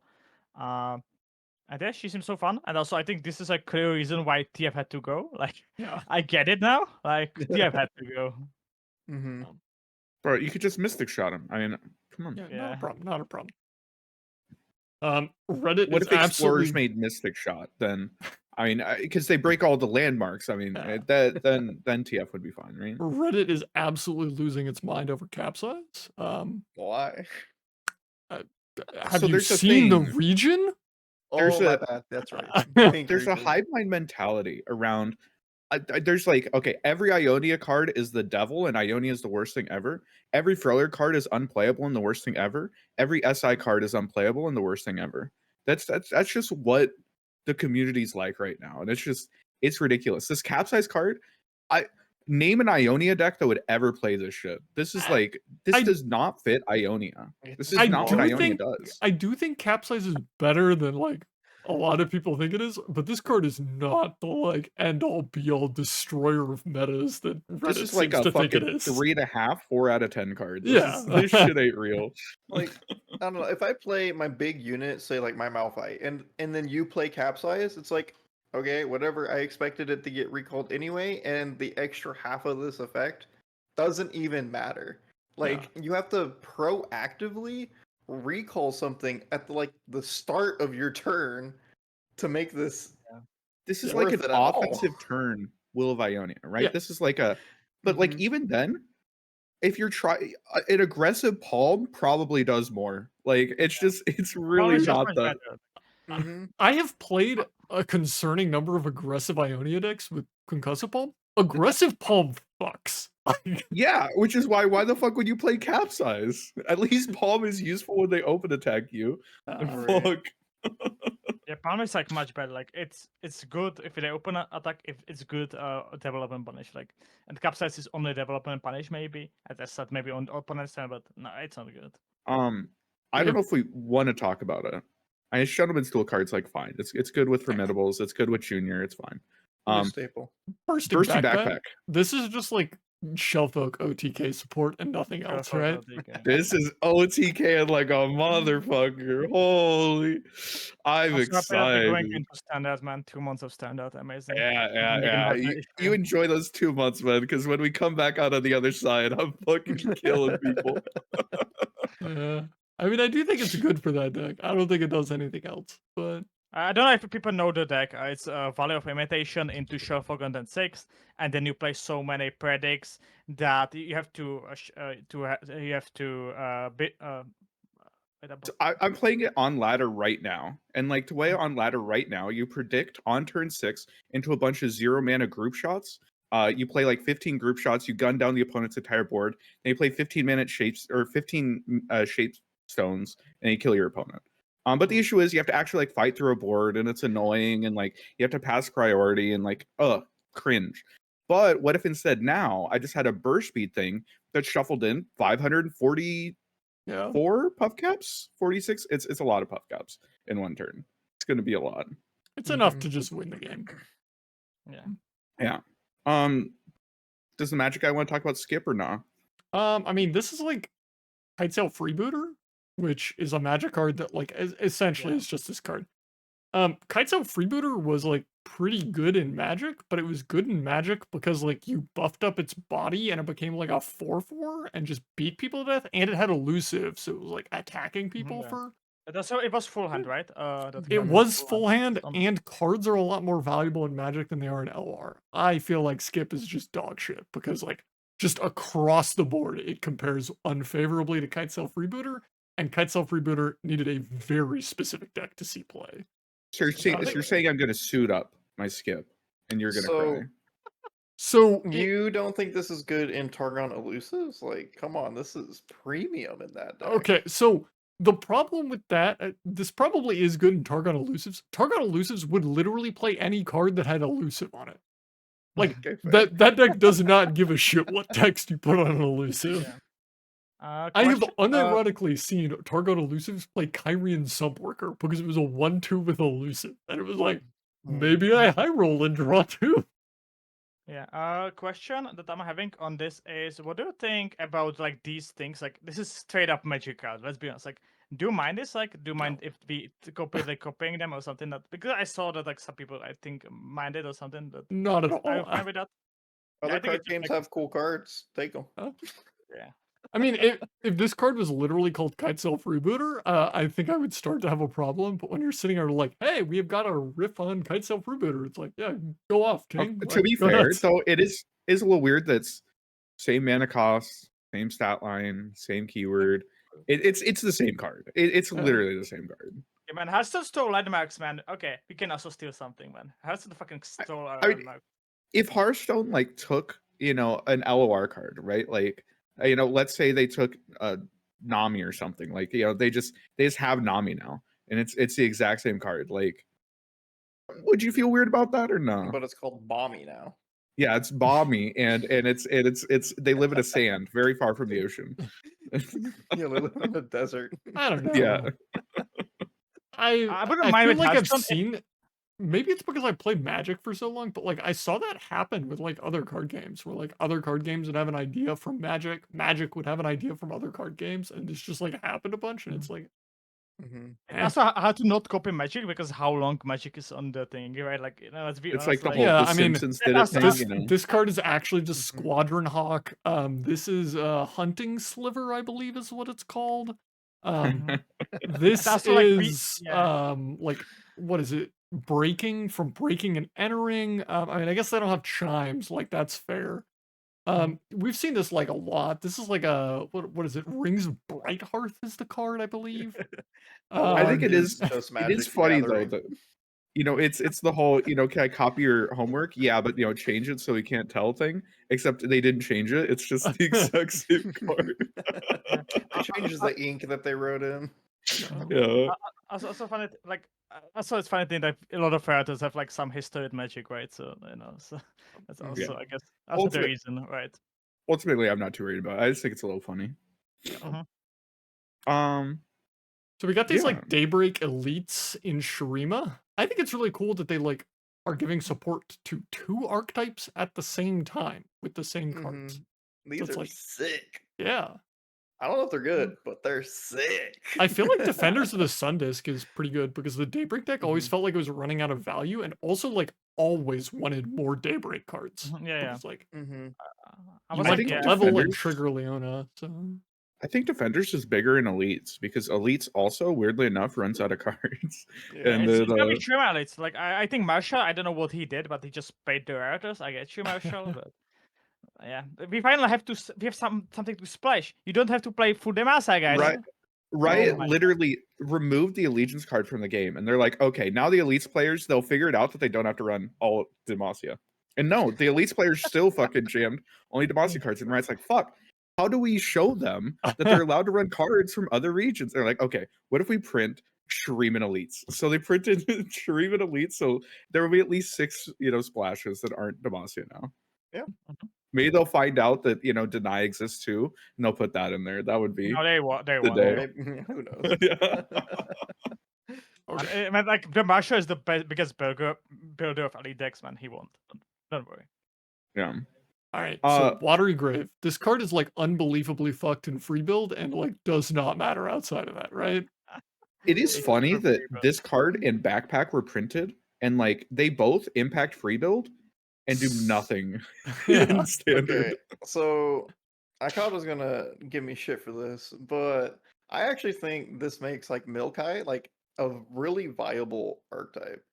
And I don't know how good it'll actually be, but it actually makes like Maokai Mill a real win condition because you can just like jam Maokai, leveled up, you can't do anything about that, and then jam a Watery Grave and you just win the game.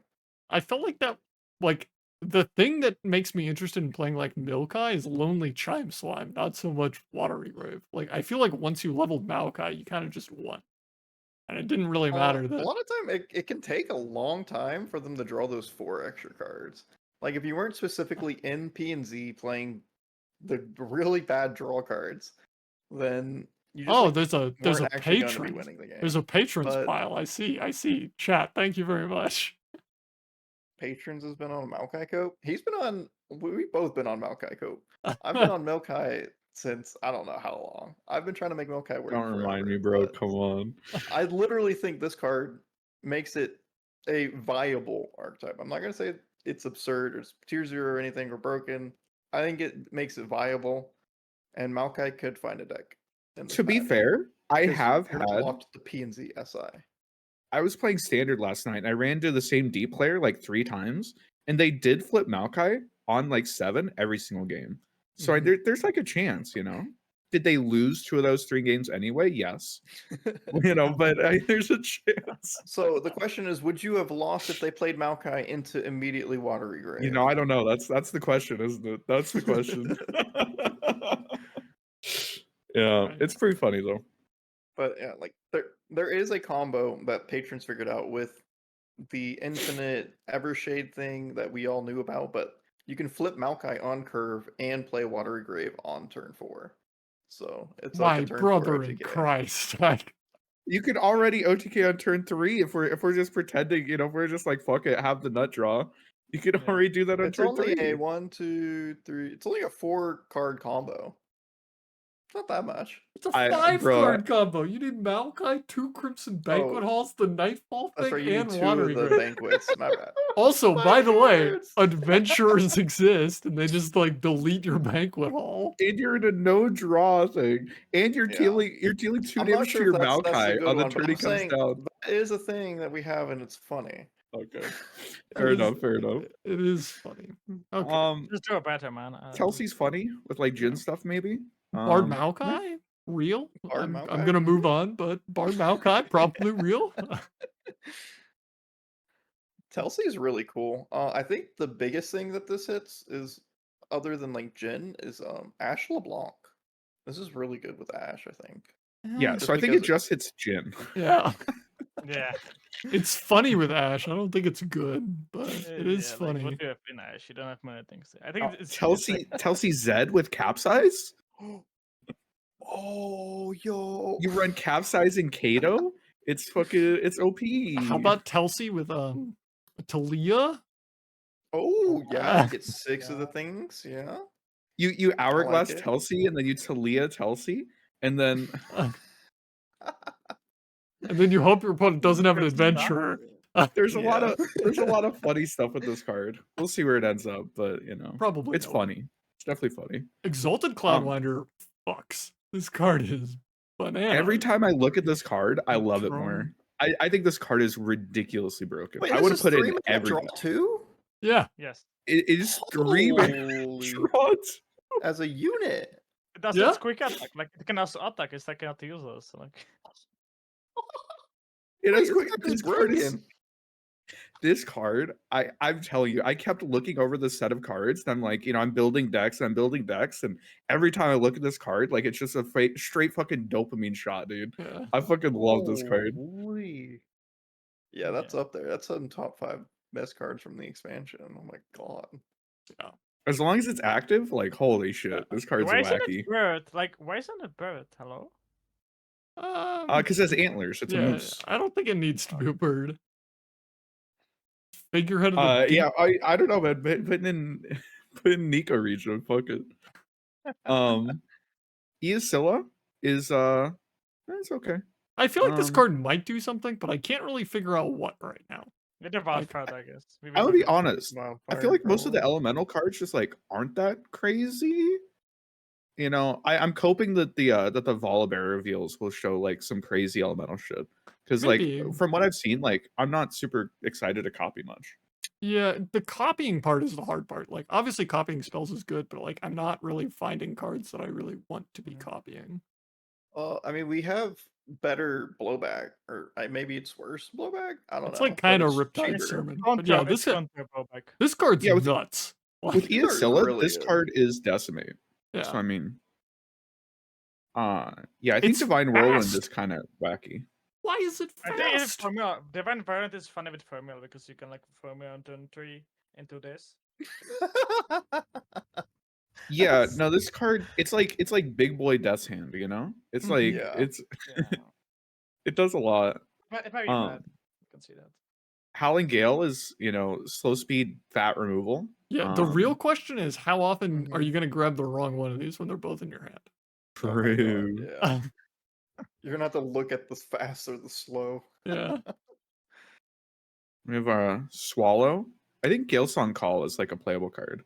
Yeah, the Gale's on Call, I think it was like 42nd, who's like, this card sucks ass. And I'm just like, I'm pretty sure this card is like very good. Don't It's definitely get going in every single Seraphine deck. Instantly. Seraphine deck, Janna deck, Elemental deck. it. Mhm. Like, I feel like most decks are interested in Gale's on Call. Like, a 1-mana It's just- 2/1 does not have to do a whole lot to be playable. It's just a 1-mana 2/1 that like you can bank into, and like gives you spell synergy. Like You can It's bank, great. has a couple of synergy points, and that's like probably good enough. Yep. So, Sunken Temple's really funny. yeah. I don't know if it's good, but it's really funny. It is really funny, Yeah. but I agree. Yeah.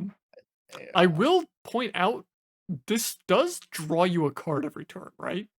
Mhm. Yeah, it does. Okay. +1. At least.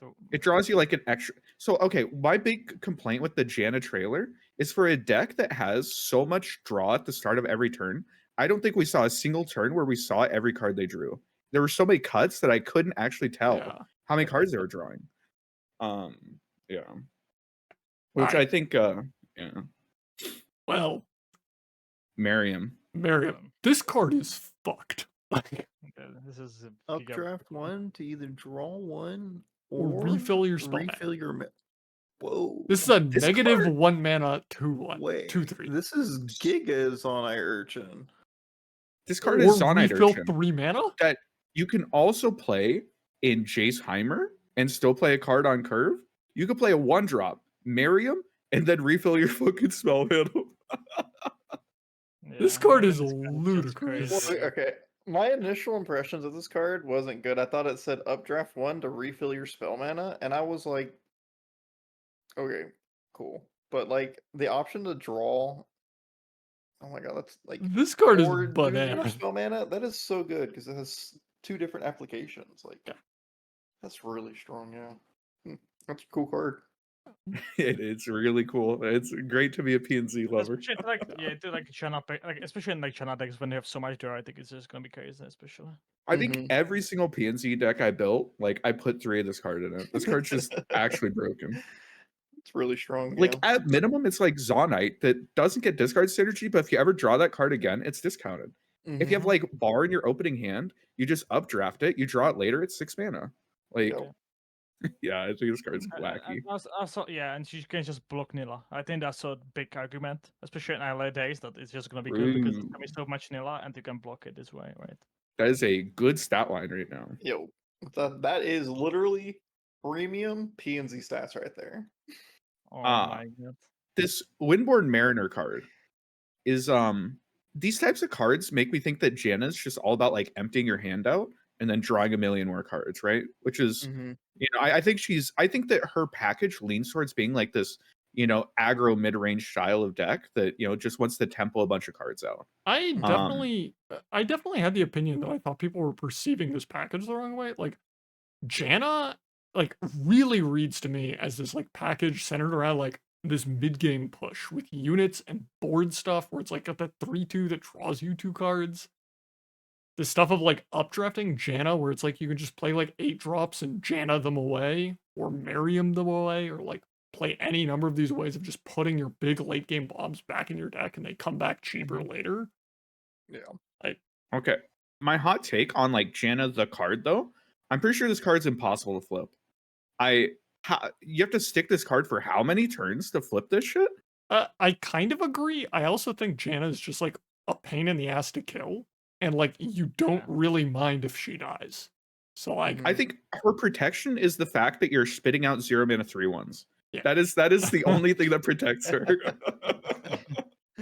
Yeah. When I originally saw Janna, I wasn't like impressed with herself. Like everything around Janna, I was like, this card's broken. This card's really strong. Like 3 mana and draw 2 as a unit. This Eye of the Storm card is insanely good. The 0 mana 3/1 Miriam that I just finally understood. Like all of these cards are insanely good. Yeah. But I mean, then Janna, she's just like kind of sitting there looking real pretty. Janna was the first card that I was looking to cut in this package. I want to run every single card in Janna's package, and then like maybe 1 or 2 Jannas. I don't think she's bad, and like her play effect is solid, right? She's like rummaging, but she's not incredible, I don't think. Yeah. I would just like push back on that because I feel like Janna is like so low cost. Like I am very interested in playing a 4 mana 2/4 that updrafts 2 to draw me 2 The cards issue is next that turn. she costs 4. That's the issue. I think it's gonna depend on like meta and like how it's gonna be, like if you can play it and like not die, and that's something. Something that I have to mention because of course I'm Degen. Akshan Janna Infinite, maybe something like that. This I can haven't try. played it, but I will build it. a lot of Master Yi, where it's like you want it to sit on board, you want it to discount things in your hand, but it doesn't really work out like that because usually I pretty just easy to assume she's kill. gonna die. I don't think I would be surprised if I flipped Janna in my first like 4 Like, games of she's her. legit just a draw 2. My main thing is I feel like Janna is like a 4 mana 2/4 that essentially casts Rummage when it comes into play because it gets rid of 2 cards and gives you 2 more cards. Except it's probably better than Rummage in these types of decks because you're probably putting back like expensive cards that you do want to draw eventually. You just don't want them in hand right now. And your opponent like needs to fucking kill this bitch because next turn you're gonna draw 3 cards and they're all gonna be discounted, and you're just gonna get 3 mana back. That's And true. it's like really That's pretty matters good. as well, right? Like I wouldn't be surprised if you see. I don't know. As much as I had that meme tweet about like Vaegir, I feel like this is gonna be very similar, where you play Janna on curve and your opponent's like, "Fuck, I need to kill her. Like, she needs to die now." That also changed my opinion of how I view Janna, because like if you don't kill her, 3 of those cards are going to be discounted. Like that can add up to be pretty ridiculous over time. Yeah, Her protection legit is the fact that you're shitting out other units. That's like the only thing that protects her, is that like you're a tempo deck that your opponent has to deal with a lot. I definitely think there is going to be this thing of like you play Janna and she's gonna die a lot. There's gonna be a lot of like Soul Harvest type effects. There's gonna be a lot of I mean, Rite of the Arcane got rotated, so not that one. But like, Janna's gonna die a lot. Like, no debate there. However, you're going to have this experience where you play Janna and your opponent's just like, fuck, I have to like kill her. I can kill her for like 3 mana. That's fine. I'll kill her. And you're like, cool, my Janna died. I traded down a mana and I cycled my hand into a better hand.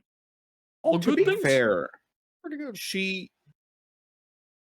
So I'm coming off of playing a lot of Eternal. We don't have Flock.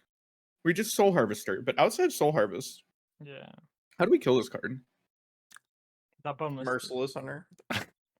Yeah, so you don't Challengers, kill this card. vulnerables. That's what happens when she Mystic Shots your Merciless Hunter. Just don't kill her, yeah. And you pull it with a different unit that doesn't have to. I think Sarah's gonna be broken by when I'm seeing this film. I see Nilah, I see Janna. I Yeah. think Sarah's deck's gonna be giga good. Eye of the Storm is an exciting card. It says draw on it. It also is Quietus protection. It It's, also is Soul Harvest protection. Yeah, that's what I meant when I said Quietus. In my head, Quietus still. Yeah, no, they're the same card. Yeah. I'm a big fan of Nilah and Janna. Yeah. Very, very big fan. Really cool champion designs. Love them. All right, we went through all the adventures, so we just have the ones from today. So we have like a new keg card, which is pretty cool. Titanic is units with 8 attack or health. Yeah, I think my big thing right now is there's currently a community sentiment. Maybe I ran over you guys, so you wouldn't be able to give that sentiment. But there's currently a community sentiment that these cards are unplayably bad, and that they're never going to see play, and that I can't believe that Riot hates Freljord, and like how could they print a landmark win con right after printing Explorer? And what the hell, Riot? And to that I say, I think these cards look really fucking playable, and is about the only Freljord archetype I've ever been excited for in my entire life. I definitely think this is one of the most interesting Freljord archetypes we've ever seen. And like, if anybody is just sitting here being like, these cards suck, I want you to say that when someone plays this card with like 4 Daybreak cards in play and a Leona, and it's just like, stun your board. All of it. Yeah. Is it a limit to 2 stuns? I believe if you activate all of your Daybreaks. So this works how her Morning Light champion used spell to. work. Mm-hmm. And it used to just like dump stuns on the stack. Like, like, because for each one, good. Leona would trigger. I think the craziest part about the sigil thing is like, yeah, sure, there's the explorers that if you're trying to build up to like a super early ramp to like if you want to play the Magma Serpent on like turn 5 or something, yeah, they're gonna be able to interrupt that, but like you shouldn't expect to get 2-3 turns earlier. You should look to get like just a turn earlier. Like getting this 8/6 on 6 is terrifying. Like I feel like this is the same thing that happens with like kegs, where people are like, well, like you're not going to be able to whale people for like 4 damage across their entire board because they're not going to let your keg stack that high. And it's like, cool, whale for 2 was good enough. Like I didn't need 3 kegs in play to cast whale. I just needed 1. And it's like, Sigil of the Storm, yeah, you probably want to try and get to 2, but like you can sit on 1 and be like, you're gonna blow up my 1 Sigil of the Storm? Oh no? Okay, cool. Slam my early unit. You're like, oh. Yeah, that 10-6 Gala, like I think especially like I think Gala is like seeing definitely like very scary. Oh yeah. Oh, turn 6 Gallia. Oh, that's so good. I think nasty. Even in archetype, like Rond, I think seems fucking crazy. This snake that like summons 3 more. Like if you get this card out on like turn 6, I think you're insane. I think if you get this card on turn 5, holy fuck. Like I think that this type of archetype like applies so much pressure. It's already in the ramp region. I think it's cool that they're doing ramp in a different way. Where it's not just I have more mana. It's I have access to be able to cash in this stack to get my 1 big guy.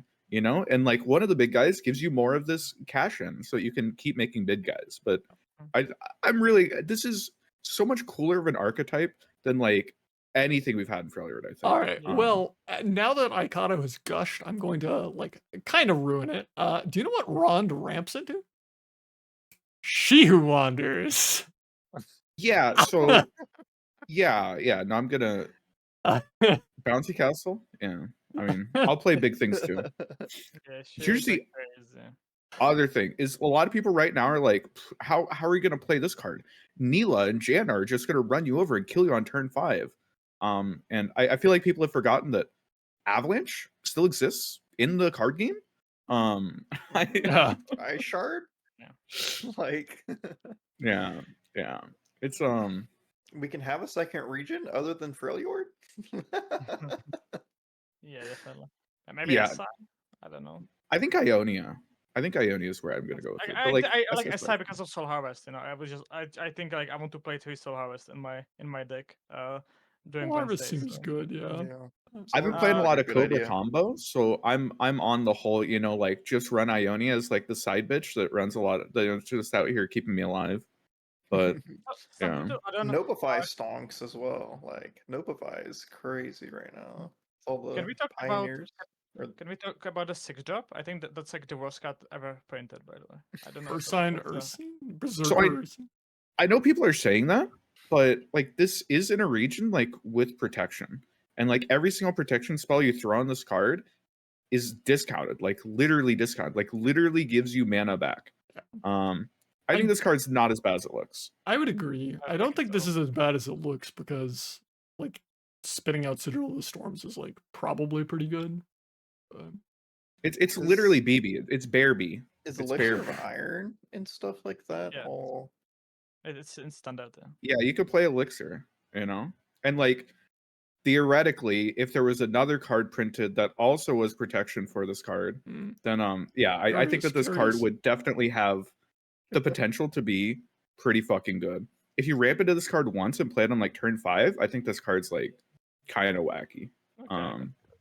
Yeah. But do we think that we're gonna see like something like ASOL with these type of sigil or something like that? Or... ASOL is like an interesting avenue. I mean, I think ASOL's viability like kind of comes down to this thing of like, what's happening with Cosmic Call? Is Cosmic Call leading a nerf? Mm-hmm. If not, then is Living Legends becoming like might not exist. Yeah. Is Living Legends becoming terrible with ASOL too because of Cosmic Call sins? If so, I'm probably not interested in ASOL. I think ASOL's the jerk off win con. Like usually it's not actually going to be worth it.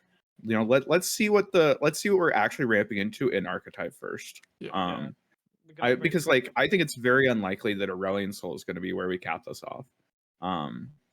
I mean, the main I thing. don't know about you guys. I'm a ramp into Malphite. I'll play turn 5, turn 6 Malphite, and be like, "What's up?" It's not gonna be flipped. Yeah, 5 mana sentry. Let's go. Yeah, your sigils are even landmarks. It's like all coming together. Seismic Shard sounds. Yeah, we just got just yeet 4 things. mana, deal 7. Like, dude, this is awesome. Like, something that I wonder if they stack. If the sigil stacks do get more countdowns for like Malphite level up or not? No. Given how it works, given how the other ones work of like coins don't count as generate a card in hand for like some themes or whatever if you already have one. And like kegs don't count as extra units. Yeah, kegs don't count as you summoning a unit. So I would assume sigils also don't. But yeah. I don't know. I look at this archetype and I think that it has legs. And I don't know. There's something about Freljord that just like melts people's brains and they can't like evaluate these cards. I feel like this has legs. I would agree. I think it has legs for sure. And wings. Yeah. No, maybe my first Freljord archetype that I get excited for. We'll if it lets me down, then that's it. We're never coming back to Freljord. It's over. But a question on the ADOP, where do we play it? Like Celes bands? Or I don't think you particularly care about the Nightfall part. You might be right, yeah. I think the effect is so cool, but like the Daybreak and Nightfall feels so weird. I don't know, 5/8 with Overwhelm or 5/8 with Spell Shield. Okay, no, it's not a 5/8 with Overwhelm because you're gonna have 2 owls on your board, and whenever you play this thing's gonna be a 7/10 Overwhelm. And Spell Shield because you have Raven, right? You'll have Raven. And so it's also gonna have Spell Shield. So, well, and you're also gonna stun 5 of your opponent's board. I mean, the main thing, the important thing to keep in mind is that this is a Nightfall card, And every single time we see a big Nightfall card, you have to remember that Dust Petal is still in the game. So Yeah. this is not an 8-mana card. This is not a turn 8 Never card. mind. This is a turn 6 or turn 7 card. I do also Turn 6, actually. I do also want to stress, like, play here. This isn't a Daybreak card, so you can pedal into this and still get the board wide stun. Mm-hmm. Yeah. It's Yeah, not like this is a, Morning Light where like you have to Daybreak it I or didn't have realize Robin. that. Yeah, there's a play and then the 2 separate effects. I didn't realize that. Nice. This card's wow. That's pretty good. I- That's pretty I think good. this card's interesting. You know, it's very interesting. I'm glad that, you know, we haven't tried to like revert any Leona cards or anything, because that would be really annoying. So, fun fact, I can tell you exactly why this is a play effect and not a Daybreak or Nightfall one. Because otherwise, you'd have 2 of these and you'd cast an Unto Dusk and it would just go infinite. Base? And like your 1 Doom Beast would just kill your opponent. Oh, that sounds great to 18 me. damage and 1 full stack of slurp, and it's like Fuck it. Man, I think it happened to somebody. They were testing that. It was like maybe Daybreak, and like, and the writer got stuck, and he was like, "Oh, fuck." I would bet money that is literally exactly what happened. They were like, Daybreak, Mhm. activate all Daybreaks, Nightfall, activate all Nightfalls, and it just went infinite and tested.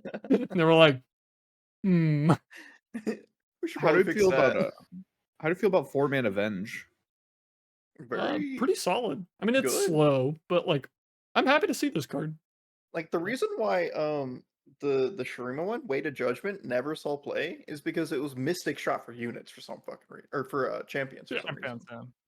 But Also- like you summon anything, and like I don't know if you summon what's it called, Janna on 4, like I just nuke her. This is the way how to kill Janna. Oh my god. Kick by. I know, Like It is funny. I got scrap shotted last night for the first time, and I was like, fuck, I'd like a triple all-out hand, and like, wait, my unit still dies? That can't be real. And now this is 4-mana scrap shot, you know? It's yeah. Also, I broken. don't know To be if- fair, it is in the Sunburst region, so like, you know. it's Mhm, still yeah. 1 mana cheaper than Sunburst and deals 1 more mana than Sunburst. So like more it's a damage. double plus. It's a lot of damage. This is an easy card to hold up, right? Yeah. 4 mana is Yeah. very easy to hold up for Mhm, 7 yeah, damage. it's much, Especially much in easier than Targon. fight. Like Targon, you just farm mana. And it's also buffering a Malphite card. I don't know if you know it, Roji, but this is Malphite Q. So Yo, yeah. I definitely knew. Yeah, it's Really a exciting. it's a funny card. It's a funny card. All right. Yeah. Well, Overall, I'm so fucking excited for this Yeah. set. Like, Mhm. sets. there's so much cool stuff. There's stuff for everyone. It's awesome. Yeah. I was playing some There's standard big last units, night. I was like, playing like Samir and Nami too, and enjoying that. Like, I'm just really excited for this upcoming month of LOR. It's gonna be a lot of fun. So we had like the big balance patch as well. It's gonna definitely shake up and stuff. We had the variety card that I think like Value of Emendation is crazy, Balance is crazy and stuff. Cosmic Call is crazy still with like Jade Heimer or something like that. And I think especially like to mention, like I love this set so much more than the last one, especially because like last one was like a lot about stats and now we get spells with with Janna. We get some Bresh mid-range thingy with Nilah, and we get now probably big stuff with Volibear, right? So that's I just like it that everyone gets something, right? Yeah. You just not like on stats, but you have everyone has something that he can enjoy. I'm quite excited. Mhm. I just had Yeah. a brain blast real quick. Seismic Shard kills leveled Swain and Levy. Yeah. That is Who? huge. Swain exists. He doesn't. I mean, exist in in standard. reality, Swain doesn't exist because if they just don't draw Tentacle Idol on one, that man is not No. leveling. Bro, True. I'm gonna flip Nilah. Nilah will flip my Swain. It'll be Sure. Oh my god. Wait, actually, Uh, can you also burst stun? Oh my god. I Yeah, can't there believe is I there forgot is the that one. funny Uriak Glenhorn that like when it attacks stuns all damaged allies at burst. That is really funny. Probably not good, but really I funny. would be honest. I think if you flip Nilah, you probably already won the game. Like, Yeah, she kind of probably. has Gangplank. Like, she literally has Gangplank level 2. So Like- I think But instead prepare of for playing that. Auroch, right, you just play like the actual in-house Nilah support the boat thing that like Oh, buffs yeah. your board instead, and also basically stuns your whole entire opponent's board. Sure. Real talk. Why does her skill on level 2? It's not a skill, by the way. It's burst Yeah, speed. it's I don't know why I burst said skill. Why does her text? Why does it hit face? It hits Oh, yeah. face. Why does Yeah, it why hit not? face? It's a go card, man. I don't know. Plunder synergy. Thunder. Oh, you Wait, think wait. of plunder post? How does it True. work with Swain? Okay, imagine you don't have level Swain. Does it first hit Nexus or does it happen on the same time? How does it work with Swain? Does he like level up and then hit Nexus and stun, or It hits all at the same Like time, with right? Like how Make Make It It Rain works, right? Yeah. okay? Or like Avalanche. Like Like, Yeah. I mean, because of the animation, right? Because it happened like pew pew pew, like it wasn't like I think that's just like visual, probably. To make it look Yeah. pretty. Maybe there'll be like a sweeping thing, no, go left to right, right to left. We'll do one to each and then one to each. Yeah. No, it's really exciting. so it seems fun. And especially, yeah, like last set, I think was pretty boring. Even if it was strong, I think it would have been pretty boring. If this feels like a 180, at least for me as a player, I'm much more excited in this set. Same. I think some things might be maybe too much strong. To be honest, I think Nilah is Dude, maybe fuck maybe it. too strong. I think the I- biggest been miss so from last boring. expansion was that it only pandered towards one group of player and not like how this one's doing, which is why I think this one is so amazing.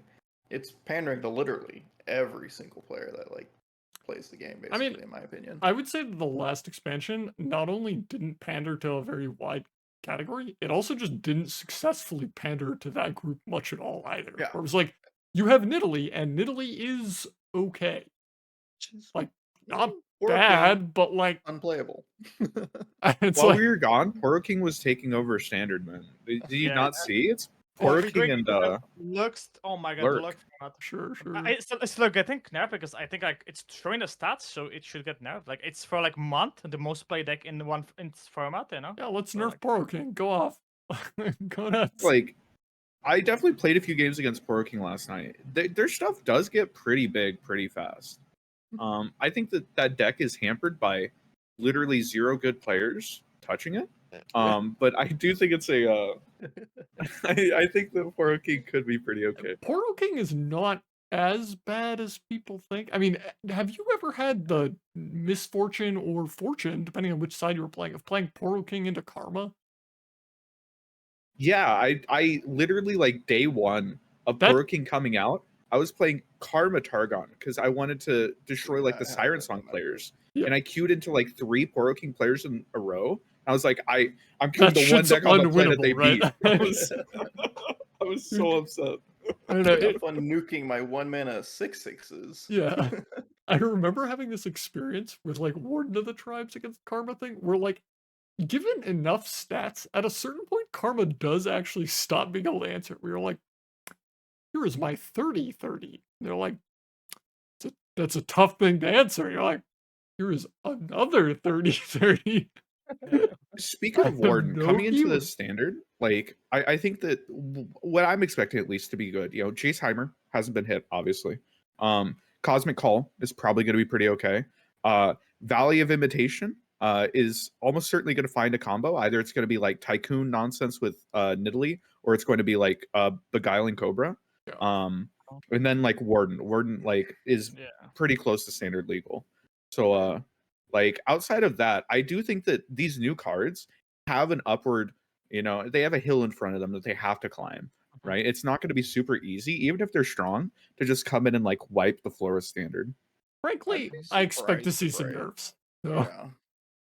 Do you? Surprised if Riot didn't I- at least at the very least, like bump up a singular mana point on like Cosmic Call, So and then like I don't know something else to these other like I feel like Cosmic trust Call. Riot. Yeah, I feel like Cosmic Call. I feel like there's a I think Warden they're gonna remove tweet. Overwhelm from Warden because there's no fucking reason that card should have Overwhelm itself. I got they Absolutely absurd. haven't We seen a Wig tweet. They haven't. We seen were it. talking about Lore Report earlier. Apparently, Lore Report might have made a leak with their the description of their video that is scheduled for tomorrow for the patch, and there may in fact be 0 balance changes. So we'll have to, maybe they could be wrong, but there is a very real chance that there are 0. That would not be cool. I would say that. It'll be a battleground. But There'll be a lot of I also playable don't balls. really care because I'm qualified, so We'll worry see. about the season too hard. But yeah, no, there's a lot of stuff. There might be, maybe they'll come back in a couple weeks, but yeah, it could also be that the lore report description on their YouTube video with all the timestamps and such, just isn't including the balance changes that are happening. But yeah, we'll see, I guess. Alright. Yeah, we will see. I guess tomorrow. Yeah, we're gonna have. Yeah, I guess whenever you guys watch us on YouTube, you guys will know. Yeah. I think I'm gonna use earlier. I think I'm like nailing it a lot. So. Alright. Pause. Well, I should probably get going. We should probably save Baya the pain of having to edit a way too long episode, but good time. That's not that many. Like we didn't change about. I can just make cards, and it's not gonna be that many timestamps, so that's fine. But maybe I'm gonna make more work. I guess you're gonna see on YouTube. It's on on Spotify, where you can check it out. But thank you guys. Thank you, Roji, for joining us again. Yeah, it was fun. good time. Thank you guys for Even though- having me. It's been a long time. these Yeah. Pokemon episodes might be a little bit more chaotic, but it's also fun to talk with more people as well. So maybe we're gonna have you maybe one more time, maybe some other host. We will see. It was a good But time. we assume next episode will be like in 2 weeks. I would assume, unless something really drastic or like the meta is crazy good or crazy bad, then maybe in a week we're gonna have another episode. So thank you guys for watching and see you next time. Okay, bye.